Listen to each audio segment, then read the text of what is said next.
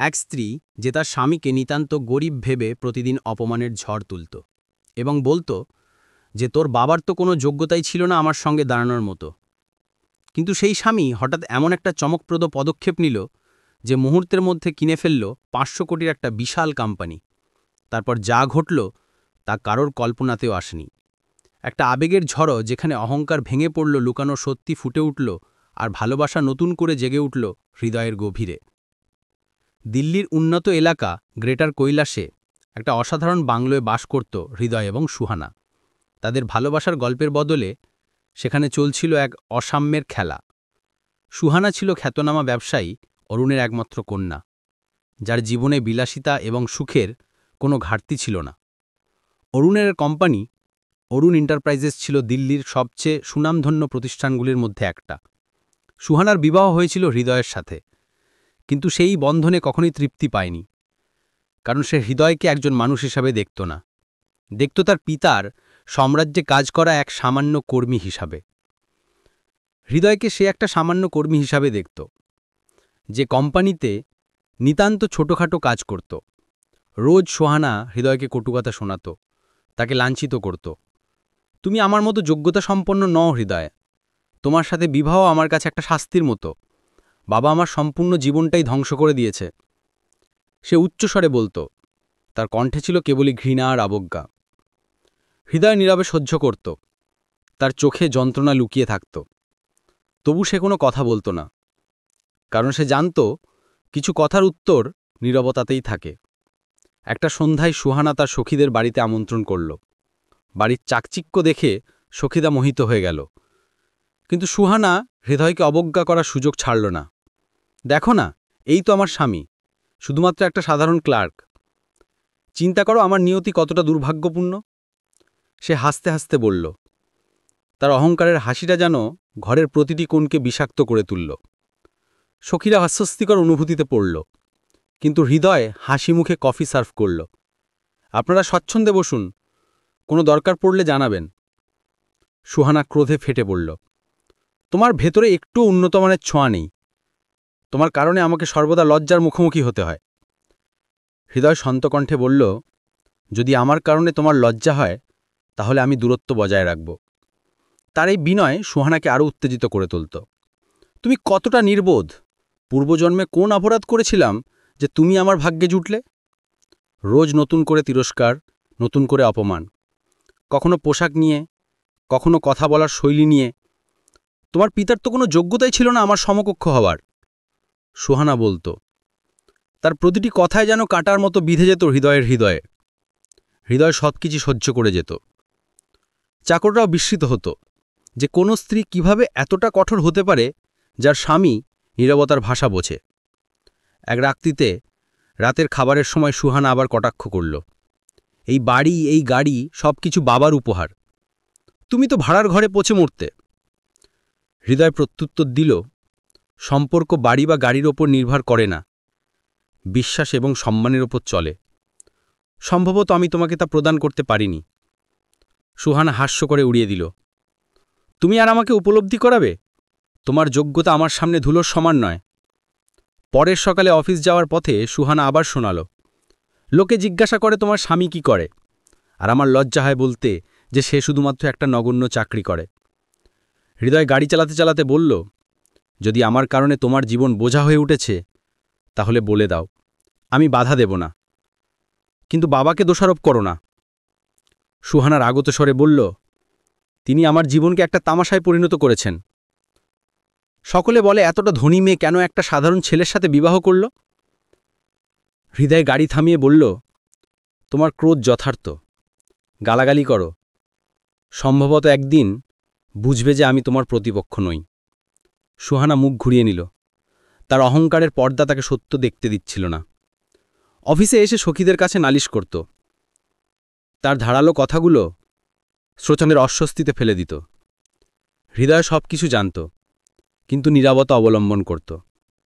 তার এই নীরবতাই ছিল তার প্রধান শক্তি, যা ঝড়ের মাঝেও স্থির থাকতে শেখায়। রাত্রে ব্যালকনিতে দাঁড়িয়ে তারাদের সাথে কথোপকথন করত, আর অল্প কিছু সময় সে বলত। সেই সময়টার জন্য সে অপেক্ষা করছিল, যখন সুহানা তার ভেতরের মানুষটাকে দেখতে পাবে। মাসগুলো কেটে গেল। সুহানার আচরণ অপরিবর্তিত রইল। প্রতিদিন তিরস্কার, প্রতিদিন লাঞ্ছনা। হৃদয়ের চোখের লজ্জার ছায়া দেখা যেত, কিন্তু ক্রোধ নয়। একদিন সুহানা হৃদয়ের পুরনো ছবিগুলো দেখে বলল, তোমার পরিবার কতটা সামান্য? মনে হয় তোমার পিতা কি ছিলেন? নগণ্য ব্যবসায়ী হৃদয় বলল, পিতার নাম সম্মানের সাথে নাও সুহানা। কিন্তু সুহানা হাস্য করে এড়িয়ে গেল। সম্মান? তোমার কারণে আমাকে সর্বত্র অপমান সহ্য করতে হয়। সে জানত না সে তার নিজের আত্মাকে অপমান করছিল। একদিন অরুণ বাড়িতে এসে বলল, সুহানা, হৃদয়, কাল একটা বিশাল নিলাম অনুষ্ঠিত হবে, তোমাদের দুজনকেই উপস্থিত থাকতে হবে। সুহানা আনন্দিত হয়ে ভাবল, বাবার প্রতিষ্ঠিত জগৎ দেখার সুযোগ পাবে। হৃদয়কে কটাক্ষ করে বলল, দেখো, আজ সত্যিকারের খেলা দেখবে, এটা তোমার নাগালের বাইনে। হৃদয় হাসল। সময় বলে দেবে কার যোগ্যতা কতটা। পরের দিন নিলাম হলে তারা পৌঁছালো। ঝলমলে হল, বড় বড় শিল্পপতিরা, মিডিয়া। অরুণ আর সুহানা সামনের সারিতে বসল। হৃদয় সাধারণ পোশাকে। নিলাম শুরু হলো। একটা বহুজাতিক কোম্পানির অধিগ্রহণ। প্রারম্ভিক দর 20 কোটি। সুহানা হৃদয়কে বলল, দেখেছ, এখানে অর্থই কথা বলে, তুমি কখনোই এটা অনুধাবন করতে পারবে না। দর বেড়ে গেল 100 কোটিতে। অরুণের কপালে ঘাম। তারপর একটা কণ্ঠস্বর, 200 কোটি। সকলে বিস্মিত। সুহানা উত্তেজিত হল। কিন্তু তখনও হৃদয়ের কণ্ঠ গম্ভীরভাবে উঠল, 500 কোটি। হল নিঃশব্দ হয়ে গেল। সকলের দৃষ্টি হৃদয়ের দিকে। সুহানা বিস্ময়ে বলল, তুমি উন্মাদ হয়ে গেছ? 500 কোটি তোমার কাছে কি আছে? অরুণ স্তম্ভিত। লোকেরা ফিসফিসানি শুরু করল, এ কে? হৃদয় জলপান করে বলল, যখন অর্থ তোমার পায়ের কাছে লুটিয়ে পড়ে তখন 500 কোটি কোনো ব্যাপারই নয়। সুহানার মুখ বিবর্ণ হয়ে গেল। এটা একটা ছেলেমানুষই, তাই না? নিলাম উত্তেজনাপূর্ণ হয়ে উঠল। অ্যাঙ্কার নিশ্চিতীকরণ চালিয়ে গেল। বড় লোকেরা পিছু হটতে শুরু করল। সুহানার হৃৎস্পন্দন তীব্র হয়ে উঠল। সে বুঝতে পারছিল না, যাকে সে প্রতিদিন অপমানিত করত সে কিভাবে এত বিশাল দর দিতে পারে। অরুণ মাথা নত করল। সে সত্যিটা জানত। হৃদয়ে উঠে বলল, এখন সত্য প্রকাশের মুহূর্ত। হলে নীরবতা। হৃদয় মাইক্রোফোন নিয়ে বলল, আপনারা সকলে অবাক যে একটা সামান্য মানুষ এতটা বড় দর দিল, কিন্তু আমি সামান্য নয়, আমি এই কোম্পানির প্রকৃত মালিক। হলে অস্থিরতা ছড়িয়ে পড়ল। লোকেরা উঠে দাঁড়াল। কি? অরুণ তো মালিক? সুহানার মুখ ফ্যাকাশে। না, এটা অসত্য। বাবা? অরুণ মাথা নত করে বলল, এটা সত্যি। সুহানার হৃদয়ের জোরেই এই কোম্পানি টিকে আছে। আমার শুধু নামমাত্র মালিক ছিলাম। সুহানা হতচকিত। বাবা কেন জানাননি? অরুণ বলল, এটা তোমার বোঝার সীমার বাইরে ছিল। হৃদয়ের পিতা আমার বন্ধু ছিলেন। আমরা কোম্পানি শুরু করেছিলাম, কিন্তু ঋণের জালে আমি আটকে পড়েছিলাম।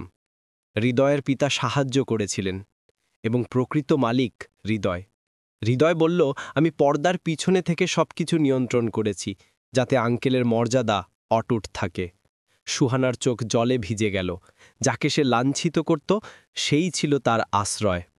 হলে করতালির ধ্বনি, কিন্তু সুহানার কানে তার নিজের কটু কথাগুলো প্রতিধ্বনিত হচ্ছিল। প্রত্যেকটা অপমান তাকে ছিন্ন ভিন্ন করছিল। সে চিন্তা করছিল, হৃদয় কেন কখনো ক্রোধ প্রকাশ করেনি, কারণ তার ভালোবাসা ছিল তার ক্রোধের চেয়ে বড়। মিডিয়া হৃদয়ের প্রশংসায় মুখর হয়ে উঠল, কিন্তু সুহানার হৃদয় ডুবে যাচ্ছিল। কঁপাকায় সে উঠল, চোখ থেকে অশ্রু ঝরছিল। হৃদয়ের কাছে গিয়ে তার হাত ধরল। আমাকে ক্ষমা করো হৃদয়, আমি তোমাকে কখনো অনুধাবন করিনি। প্রতিদিন তোমাকে আহত করেছি, তুমি কোনো প্রত্যুত্তর দাওনি। হৃদয় হাস্যমুখে বলল, সম্পর্ক কটু কথায় ভেঙে পড়ে না সুহানা। যখন ক্ষমা করা ত্যাগ করা হয় তখন ভাঙে। আমি কখনো ত্যাগ করিনি। সুহানা ফুপিয়ে কাঁদতে লাগল। আমি লজ্জিত, আমি তোমাকে গরিব মনে করেছিলাম, কিন্তু আমি গরিব ছিলাম মানসিকতায়।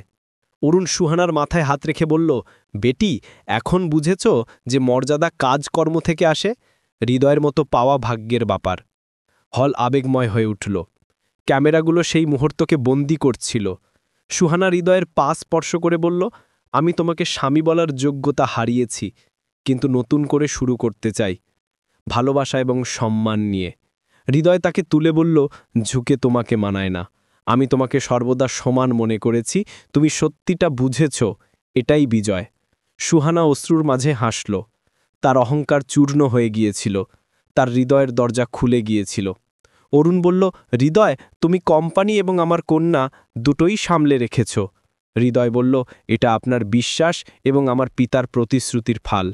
মিডিয়া এটাকে শিরোনামে পরিণত করল। সাধারণ স্বামী হয়ে উঠলেন ধনকুবের। বাড়ি ফেরার পথে সুহানা নীরব ছিল। হৃদয় বলল, সব কিছু ঠিক হয়ে যাবে। সুহানা তার হাত ধরে বলল, আমি তোমাকে কতটা যন্ত্রণা দিয়েছি, হৃদয় বলল, ওটা অতীত হয়ে গেছে, এখন শুধু ভালোবাসা অবশিষ্ট। বাড়ি পৌঁছে সুহানা একা কাঁদল। তার পুরনো কটু কথাগুলো মনে পড়ছিল, যা তাকে লজ্জায় ডুবিয়ে দিচ্ছিল। পরের সকালে হৃদয় চা নিয়ে এলো। সুহানা তাকে আলিঙ্গন করে বলল, আমি পরিবর্তিত হব। দিনগুলো বদলাতে শুরু করল। সুহানা এখন হৃদয়কে সম্মান করত, চাকরদের সাথে ভদ্র আচরণ করত, কিন্তু রাত্রিগুলোতে অপরাধবোধ তাকে পীড়িত করত। সে হৃদয়কে বলল, তুমি এতটা উত্তম কিভাবে? হৃদয় বলল, ভালোবাসা ধৈর্যের শিক্ষা দেয়। সুহানা এখন হৃদয়ের মূল্যবানতা অনুভব করত, কিন্তু অতীতের ক্ষতগুলো তাকে শান্তি দিত না। এক রাত্রে সে বলল, তোমার হৃদয়ে আমার প্রতি কি কোনো ঘৃণা নেই? হৃদয় তাকে আলিঙ্গন করে বলল, ঘৃণা কোথা থেকে আসবে? আমি তোমাকে সর্বদা ভালোবেসেছি।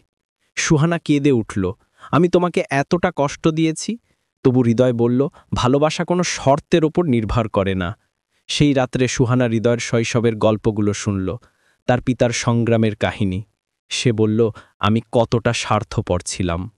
সুহানা অরুণের কাছে বলল, বাবা, আমাকে ক্ষমা করুন, আমি আপনাকেও যন্ত্রণা দিয়েছি। অরুণ বলল, ভুল তো সকলেই করে, সংশোধন করাটাই গুরুত্বপূর্ণ।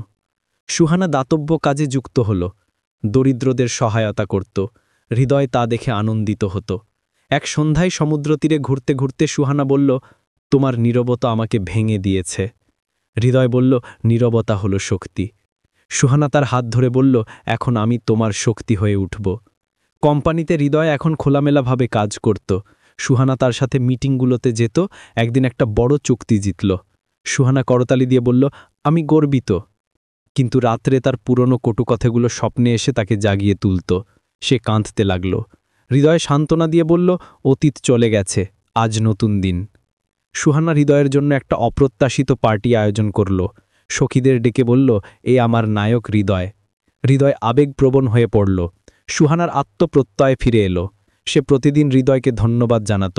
অরুণ আনন্দিত ছিলেন। আমার পরিবার সম্পূর্ণ হল।